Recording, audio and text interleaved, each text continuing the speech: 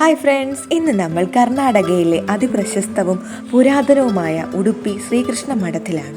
കനകനക്കിണ്ടിയിലൂടെ ഭഗവാനെ ദർശിക്കുന്ന ആ ഒരു അനുഭവം അതൊന്ന് വേറെ തന്നെയാണ് കേട്ടോ. ഉടുപ്പി ശ്രീകൃഷ്ണ ക്ഷേത്രത്തിലെ ഏറ്റവും സവിശേഷമായ ഒന്നാണ് കനകനക്കിണ്ടി അഥവാ കനകന്റെ ജാലകം. ഇതിന് പിന്നിൽ മനോഹരമായൊരു ഐതിഹ്യമുണ്ട്. ഭക്തകവിയായ കനകദാസൻ താഴ്ന്ന ജാതിക്കാരനായതിനാൽ അദ്ദേഹത്തിന് അന്ന് ക്ഷേത്രത്തിനുള്ളിൽ പ്രവേശനം ലഭിച്ചിരുന്നില്ല. ഭഗവാനെ കാണാനുള്ള അതിതീവ്രമായ ആഗ്രഹത്തോടെ അദ്ദേഹം ക്ഷേത്രത്തിന് പുറത്തുനിന്ന് പാടി പ്രാർത്ഥിച്ചു. അദ്ദേഹത്തിന്റെ ഭക്തിയിൽ പ്രീതനായ ഭഗവാൻ കൃഷ്ണൻ കനകദാസന് ദർശനം നൽകാനായി പടിഞ്ഞാറ് വശത്തെ ഭിത്തിയിൽ ഒരു വിള്ളലുണ്ടാക്കി അങ്ങോട്ട് തിരിഞ്ഞു നിന്നു എന്നാണ് വിശ്വാസം. ഇന്നും ഭക്തർ ക്ഷേത്രത്തിന് പുറത്തുള്ള 9 ദ്വാരങ്ങളുള്ള ഈ വെള്ളിക്ക് പതിച്ച ജാലകത്തിലൂടെയാണ് ദർശിക്കുന്നത്. ഇതിനെയാണ് കനകനകിണ്ടി എന്ന് വിളിക്കുന്നത്.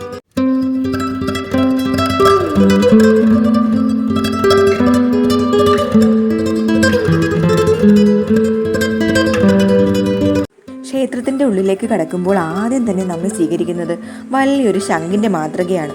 ഇതിനടുത്ത് നിന്ന് ഫോട്ടോ എടുക്കാനൊക്കെ എപ്പോഴും നല്ല തിരക്കായിരിക്കും.